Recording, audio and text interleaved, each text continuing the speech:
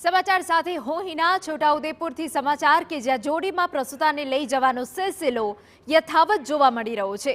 કવાંટના પડવાની ગામમાં પ્રસૂતાને 2 કિલોમીટર સુધી જોડીમાં લઈ જવાઈ। રસ્તાના અભાવે 108 પહોંચી ન શકતા જોડીમાં લઈ જવામાં આવી। 108 દ્વારા મહિલાને સામૂહિક આરોગ્ય કેન્દ્રમાં ખસેડાઈ। મહિલાએ આરોગ્ય કેન્દ્ર ખાતે બાળકને જન્મ આપ્યો। જિલ્લામાં 10 દિવસમાં જોડીમાં લઈ જવાની આ ત્રીજી ઘટના છે।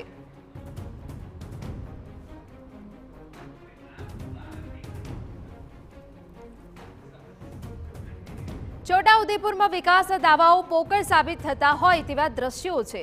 10 દિવસમાં 3 વખત પ્રસૂતાને જોડીમાં લઈ જવાની ઘટનાઓ સામે આવી। જુઓ આ દ્રશ્યો જેમાં કવાંટના પડવાની ગામમાં મહિલાને પ્રસવ પીડા ઉપડતા રસ્તાના અભાવે 108 પહોંચી ન શકતા 2 કિલોમીટર સુધી જોડીમાં લઈ જવાની ફરજ પડી। તો થોડા દિવસ પહેલા બોનબારિયા ગામે 3 કિલોમીટર સુધી રસ્તો ન હોવાથી જોડીમાં જ પ્રસૂતાએ બાળકને જન્મ આપ્યો। ત્રીજી તસવીરમાં નસવાડીના ખેંદા ગામમાં પણ રસ્તાના અભાવે 108 સમયસર ન પહોંચી શકતા સગર્ભાને મુખ્ય રસ્તા સુધી જોડીમાં લાવવી પડી। તો આ અલગ અલગ તસવીરો અમે આપને બતાવી રહ્યા છે ને આ જે બનાવ બન્યા છે તે 10 દિવસની અંદર જ બન્યા છે। 30 જૂન, 26 જૂન અને 20 જૂન ભલે ગામ અલગ હોય પરંતુ જે સમસ્યા છે એ ઠેરની ઠેર। અમારા સંવાદદાતા મકબૂલ મંસૂરી વધુ વિગતે વાત કરવા જોડાયા છે। મકબૂલ, પૂરી વિગત। આજે વિસ્તાર છે કવાંટ તાલુકાનો અને નસવાડી તાલુકો જે છે એમાં ખાસ કરીને ડુંગર અને જંગલ વિસ્તારો છે।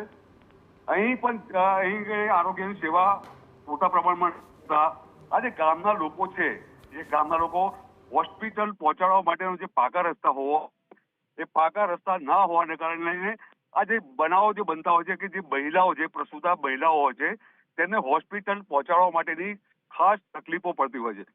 આજે એક બે નહીં પરંતુ આ 10 દિવસની અંદર 3 એવા બનાવો બન્યા છે કે જેની અંદર મહિલાઓને પ્રસૂતા પીડા ઉપડે એટલે ગામના લોકો અને પરિવારજનો જોડામાં નાખીને લઈ જતા હોય છે। પરંતુ ખાસ વાત એ છે કે આ જે વિસ્તારો છે એ ઢોળાવાળા વિસ્તારો છે અને જેને લઈને જે મહિલા છે તેમને તકલીફ પડતી હોય છે।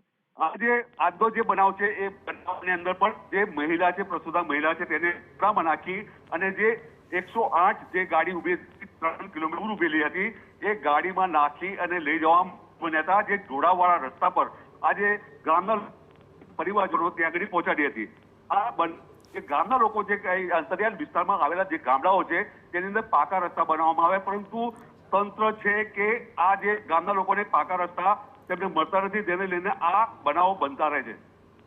બિલકુલ, આભાર તમામ વિગતો બદલ। તો ફરી એક વખત આ પ્રકારની ઘટના બની છે કે જ્યાં પ્રસૂતાને 2 કિલોમીટર સુધી જોડીમાં લઈ જવામાં આવી।